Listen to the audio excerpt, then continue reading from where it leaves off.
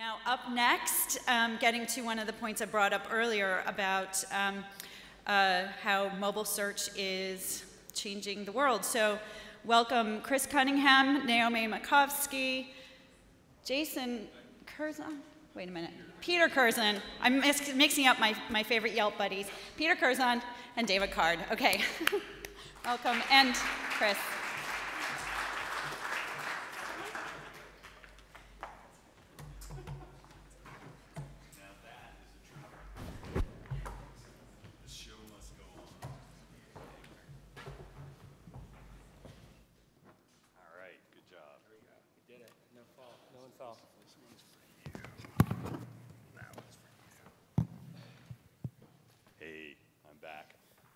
And so I'll sit on the wrong side of the stage so that Chris can stick his leg out somewhere.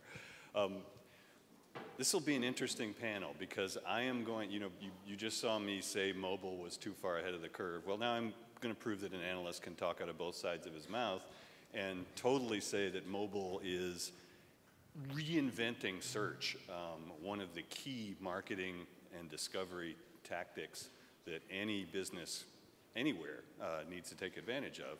So we've got an interesting collection of search providers and people in that search economy. And I'll let them introduce themselves first, but we'll talk a little bit about how big a deal, how mobile is changing, what people think about for search, and what some of the implications are for marketers and merchants in particular. So why don't we just go down the stage. Chris, you want to go first and introduce yourself and say where you fit on the ecosystem? Well, I don't fit on a scooter, which apparently I don't know how to ride, and I fell off a week ago. So don't ever ride a non-motorized scooter, and you'll be fine. The company's Ironsource. It's the largest privately held technology company out of Israel. I'm here in the US.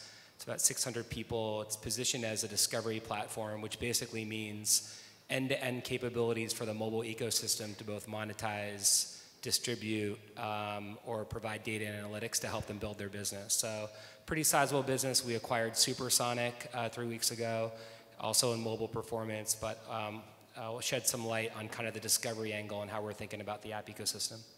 Very good, very good. So discovery primarily of apps themselves is getting into the information that's inside the app? Yeah, I mean the primary angle of discovery is through OEMs and carriers. So we see a world in which millions of devices are being sold to the end consumer.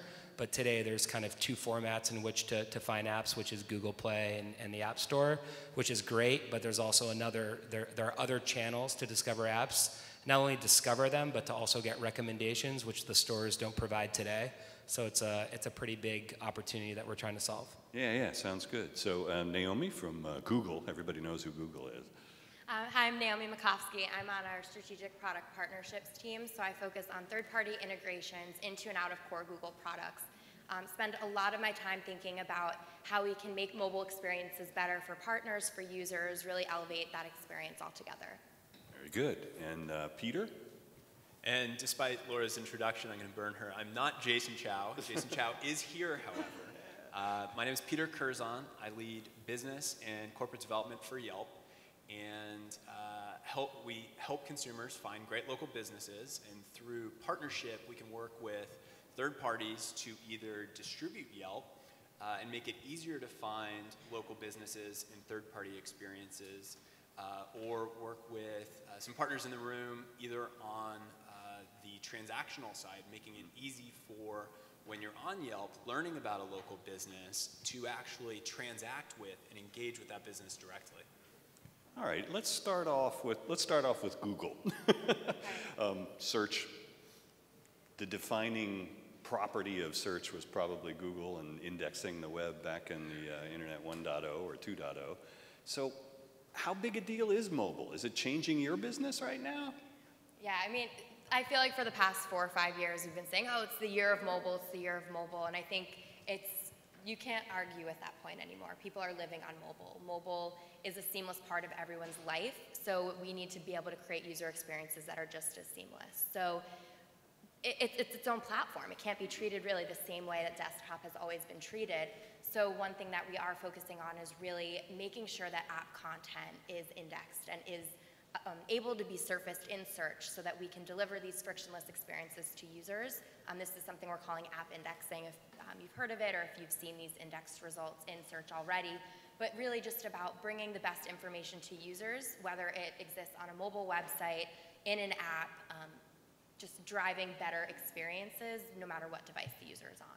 So, and I think one of the headlines is that Google said that in the US and several other big markets that the volume, search volume was actually, mobile was driving more search volume than desktop. So that's a big change agent, right? I mean, if we're, as marketers and merchants, living in a world where we're helping our product get discovered by our customers through, we've mastered SEO and we've mastered paid search the way it was. It's not that way anymore, right? I mean, there's things are changing, and I think one of the keys is that maybe Peter, you could describe this too. It's no longer just Google. I mean, people do searches all over the place and I don't think that's just a mobile phenomenon either. Maybe you could talk a little bit about that.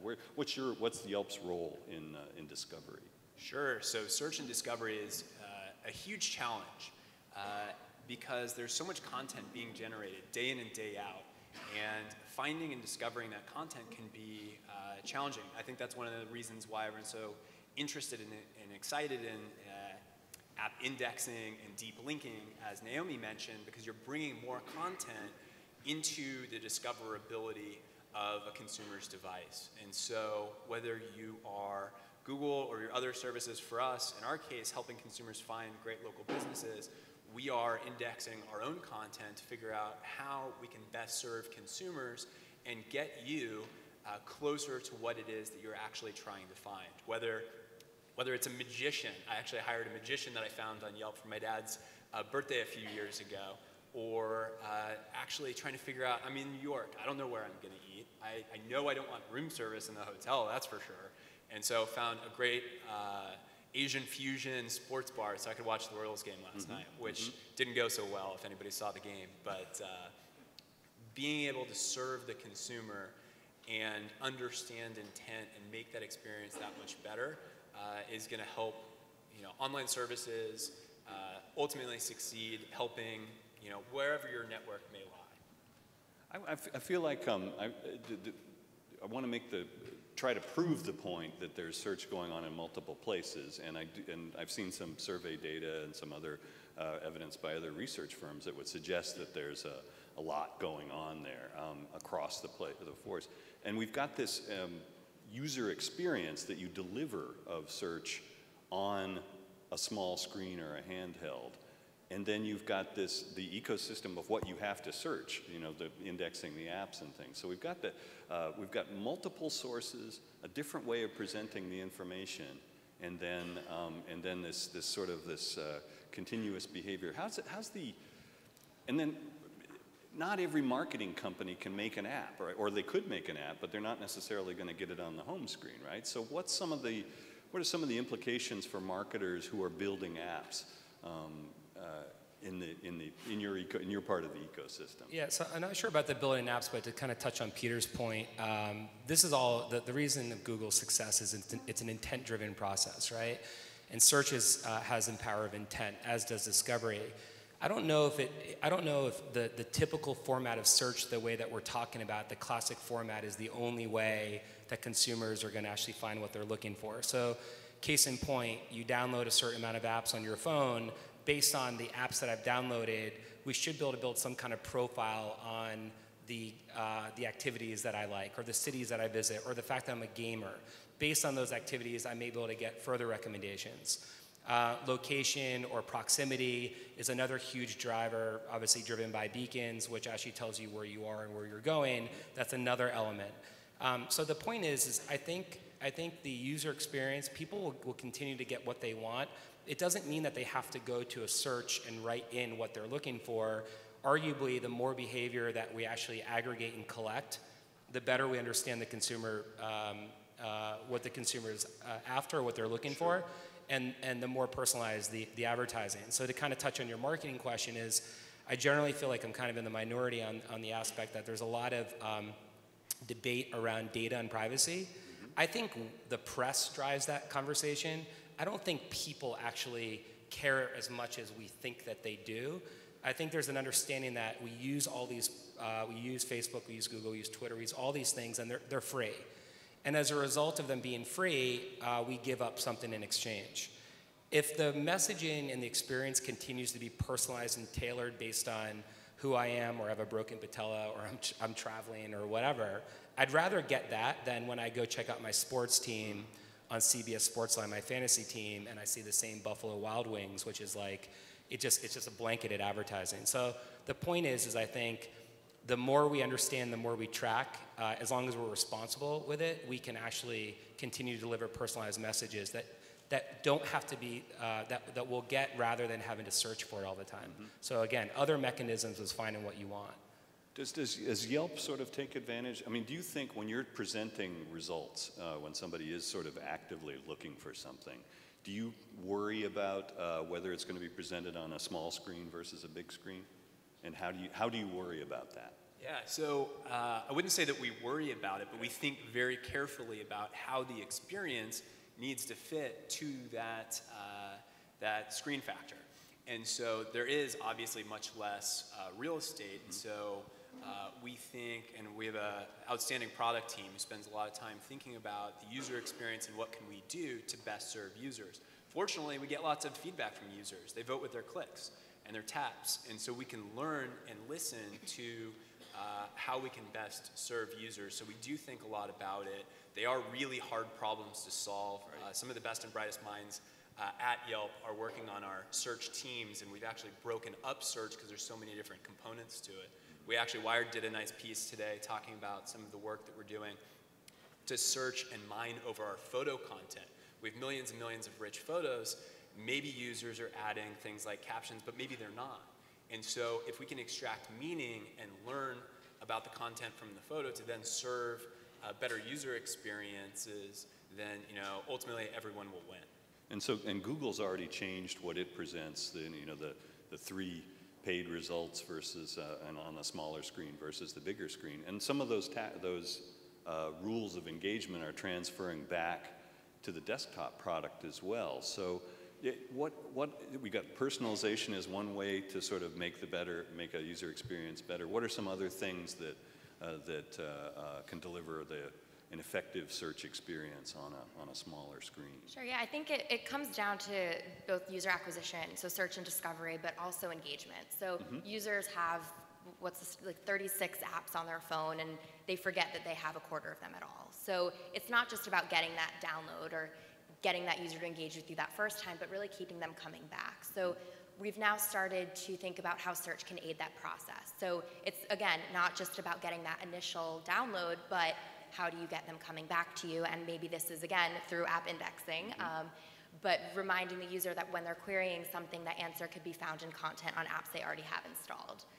Or on the flip side, if they don't have that app yet downloaded, but that content is indexed, returning another experience with a carousel that will say maybe you'd benefit from downloading that app in the first place. And exactly, the experience the user does not, it looks very different on a small screen. Real estate obviously is everything.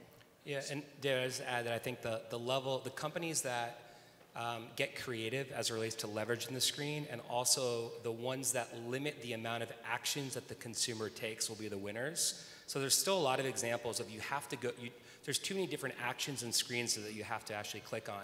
So case in point, Fred Wilson wrote about a company called Slash in his blog about 3 weeks ago. I've gotten to know them. They're out of the Techstars 2015 class. Basically, it's built through the extension of the keyboard. So I can write, Naomi and I are going to get lunch, and I can write lunch, and based on the location in Tribeca, it will pre-populate lunch locations without having to go anywhere else. So it generates partnerships with, I guess it could be Yelp, it could be Foursquare, but as a result of just simply typing into your keypad, results will get oriented just by typing. That to me is leveraging like small real estate, a very clever and useful way without having to do the traditional approach, which is I need to now leave this, go to Safari, go to Google, type in lunch in Tribeca. This is an example where you don't even have to leave your keypad. It does feel like the phone companies, or the phone operating systems companies, Google and Apple, I guess, are the ones that, the only ones that matter these days, are capable of embedding that kind of technology into their interface as well. You're living in the middle of that, though, right? What does that mean for an app developer who has to sort of support the ways that Google and Apple both have, the way they're doing app indexing or deep linking is fundamentally different. So is that an opportunity for third parties, or is it just an added burden that every marketer or app developer has to worry about? So basically, I think everyone understands that if you're building an app today, if you're starting a company, it's a very laborious and challenging process to get discovered. You either get lucky enough and you capitalize on VC money and you buy installs through your UA budget, or you just have this kick-ass consumer-facing app and you drive organic growth. But for the most part, if you ask 99% of developers, either iOS or Android, are going to talk through a very challenging, Apple doesn't call me back, I can't get into Google, it's very hard, right? And then that discovery process arguably is non-existent. One opportunity that we think is interesting is if you look at Lenovo to Telcel in Mexico, the largest carriers, the AT&Ts, Verizons, the Apple equivalents worldwide, they sell tens of millions of devices. People, you walk home, you take this device, you open out of the box. There's a beautiful interface, welcome screen, and then it's like social apps. Yes, Facebook, Twitter, Instagram. Travel, let's say it's Uber or Hotel Tonight. Basically, within 15 seconds, because they're pre-installed, the installs still get mapped back to Google Play, but it opens up an additional channel. I look at it as a custom store, but almost no different than how we utilize Netflix. Netflix can be seen on all devices. Today, at scale, the only two places you can go to either find an app is the stores. But even there, again, there's no discovery process. How is it that the fact that Peter came in from San Francisco today, that based on his usage or being in New York, he hasn't gotten a push notification on his phone, welcome to New York, Peter, you're in Tribeca, you may want to check this out, so forth and so on. So we think there's a very exciting opportunity to capitalize not on discovery, but the messaging subsequently after. We all, how many apps do we have on our phones? 36? 36. So 36, and I bet that out of the 36 apps that on average we have on our phone, and the people in this audience, no one is getting recommendations based on their most active applications. That's a complete miss. We should understand that behavior and capitalize on it and continue to provide value to the user. So let's say I'm, probably a lot of people have Starbucks app on their phone. Starbucks is something you consume every day usually, or multiple times a day even. That sort of makes a good case for it. But what if I'm Chipotle or Burger King or an independent restaurant or something like that? Chances are I'm not going to be able to get an app on everybody's home screen. What do I do? How do I play in this modern world of search? I'll do Yelp and Google. Actually, I'll hear them first and then see what you guys think about that. Yeah, well, I think there's a lot of things they can do. I think the first thing that any local business needs to focus on is just being a great local business. Because the idea that Chris mentioned that got me kind of thinking is you have kind of two ways to grow an app. One being to just pay for users, two being to have a kick-ass product. I actually don't really think the first one's a viable option because I think maybe you acquire a consumer once, but if you don't have a good product, consumers are going to leave. And so small businesses are no different. You need to continue to delight your customer and earn back that customer time in and time out. So where that translates online is making sure that at the very least your presence is distributed whether on Yelp or Google or a number of other services where you should be discoverable. And then from there, think about what your own kind of pain points are. Is it finding new customers? Is it fulfilling in the back office or some of your operations? There's many different kind of areas for a business, and so thinking about what's the most relevant pain point now. But I think it all comes back to, hey, we need to just focus on being an awesome business, because if we do that, we're going to keep retain and grow our business. What can that restaurant do to help, ensure that they get rediscovered or reinvented? I completely agree with what Peter said. I think we talk about apps because they're a newer part of this mobile ecosystem, but we can't forget mobile web. People spend a lot of their time on mobile web. So whether you're waiting for the subway, picking your kids up from school, if you're looking for some new content, chances are you're searching for it in some capacity on some search engine. That's a fantastic opportunity for local businesses to get discovered. So it's really just about being present, being there to be discovered in the first place.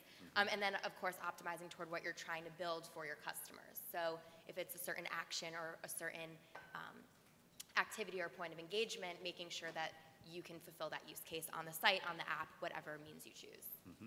Does anybody on the stage have a feel for, we know that there's a lot of mobile searching going on, but is it actually mobile? It's cell phone searching or smartphone searching, but it might be from your couch. It isn't necessarily from when you're walking around or in your car, right? Does anybody know, does anybody have a feel for a share of, say, smartphone searches that are not necessarily done on the go?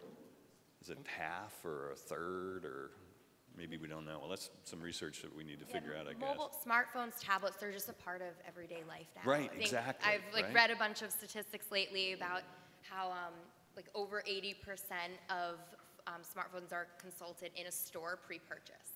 So that's when the user already knows that they're going for a specific product, but they're still turning to their phone for No, it's a price comparison kind of a thing, or further information, It's all over the place. You're well beyond awareness, you're into preference in that case, right? Well, and I think the lack of data here, or even just having an idea what the answer would be, speaks to the point that we don't see a difference. I mean, I'm not even thinking half the time when I grab my phone. I just subconsciously grab my phone. Right. Maybe you could say I have like a mobile addiction, but I know I'm not the only one who just constantly pulling out any time I have a spare minute. So I would agree. I think if anything, people will be more mobile addicted because it's the device at hand, regardless of whether you're at work or at home or sitting on the couch or out and about, right? So, but that said, it's not as if desktop search is going away, and it's not as if some of the lessons that a lot of merchants and marketers have learned in terms of SEO and paid search, so the rules of engagement of desktop are still in place, right? So how does a marketer think about that? Do they think about mobile completely separate from desktop? Do they have to think about them together? Do they have to think about them in the course of a same search activity? What's your advice to marketers, Naomi, for managing that multi-channel search exercise? Yeah, I mean, desktop and mobile are two very independent platforms.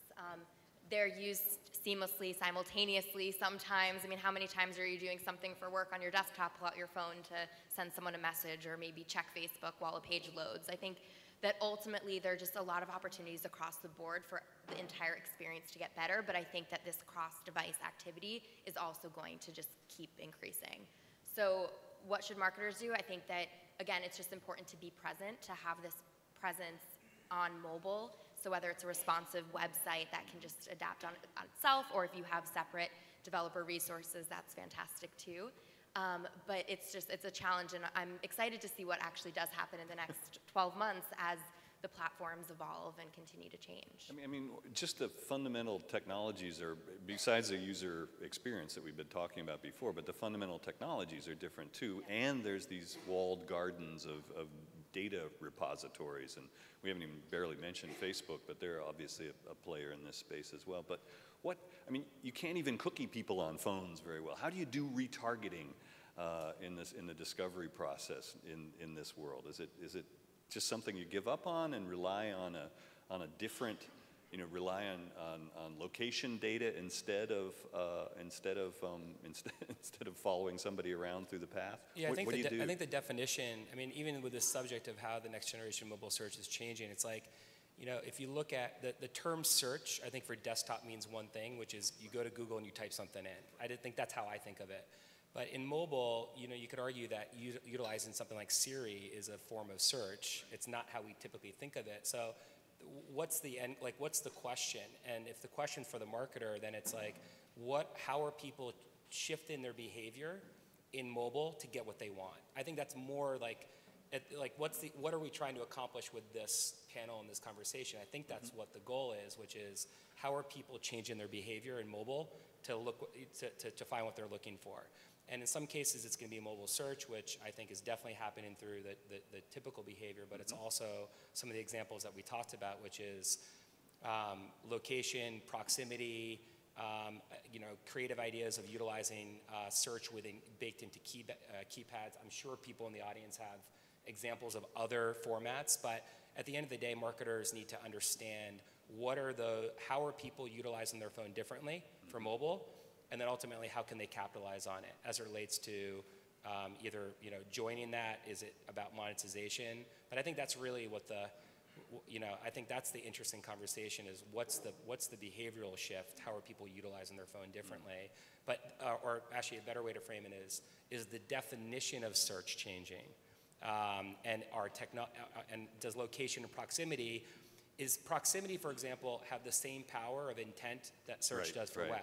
Right. So imagine that it does for a second, that walking into a car dealership and that power of being able to target somebody there is that's an interesting conversation.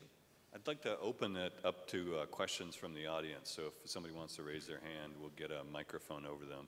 And as we do that, does anybody have any questions for the panelists? If not, there's one right up front.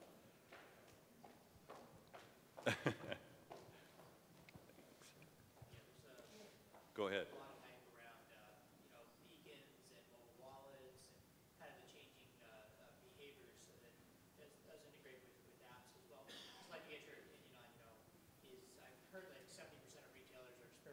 Beacons, but a lot of it's still in the kind of the experimental mode, right? They're putting some pieces of plastic up on the wall and they're trying things, but they're not doing it at scale yet. So just curious if you guys have any points of view about. So the question was, because you started without the mic, sorry about that, but how big a deal are beacons to this sort of discovery process?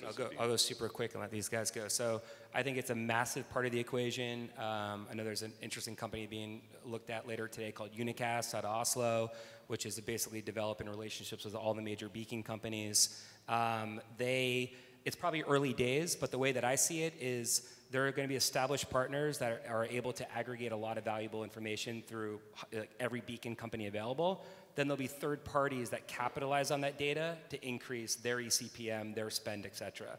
So, think of what BlueKai did for desktop initially before they were acquired. I think there's a lot of value in aggregating lots of information that third parties can capitalize on to make money. I think it's still pretty early. There's no way Yelp, would Yelp take advantage of beacons? I think everyone would agree that there's a huge opportunity to improve upon the location data that's provided by GPS. And so whether it's beacons or it's another solution, I think everyone has a vested interest in helping improve the experience both for consumers, partners, advertisers, you name it. And right now, at least from what I've seen in the market, feels like still pretty early days, a little bit of chicken and egg problem where you kind of need both the supply and the demand for the beacons, but it's certainly promising and really interesting. Okay. Any questions from the audience? If not, I'll ask one. Do I see any hands raised? Yes, it does look like there's one. Over there. Question over there, maybe? Yep. Hi, my name's Muna from Brandify. I would just like to throw a general question out there. I mean, there's a lot of talk on how advertising is becoming sort of a lot more concentrated, and on the website, everybody's really nervous because everybody's realizing that, people don't really want to see them. How do you feel the mobile industry is going to help to, I guess, sort of specialize in this space, not allow it to go away, but allow it to be more user-friendly for the consumer? I mean, what's your take on that? So it's kind of like before we pollute the pond we're swimming in, how do we sort of make sure that it still stays a good user experience with marketing? I mean, brands want it, so it's not like absolutely. It's where the eyeballs are, right? Yeah, I think it's important to think about different types of advertising. I think if we break apart traditional display advertising versus search-based advertising, we see two very different opportunities. Because I think if you take something like display advertising, where historically we've seen things as awful as the Punch the Monkey ad from many years ago, and so on mobile, where it's such a small screen factor, it becomes a worse and worse experience if done poorly. There are probably ways to do it well, but it has to be very careful, as opposed to search advertising, where delivering the experience that the consumer is actually asking for, then in that moment, is pretty different. Yeah, I would just say, I think the advertisers are the ones that need to start, advertisers should start paying up more for less ads. So pay more, don't look for deals. Leverage the fact that there's solid technology and partners that are out there today that can reach a qualified user, and move away from where we came from, which was we took desktop and kind of polluted mobile 1.0 with lousy banners. It gave everyone a very bad taste in their mouth. Everyone in this room has a smartphone in their pocket right now. No one wants to have an impersonalized, shitty ad experience. So therefore, let's leverage good technology, pay more for it. But I think it's going to be two sides. The advertising community needs to seriously understand that you get what you pay for, and if you want to leverage good technology, you should actually pay higher rates and see less ads. So on that note, we'll close off the panel. So pay more and don't do shitty advertising, and everything will be great. All right, thanks very much. Problem solved.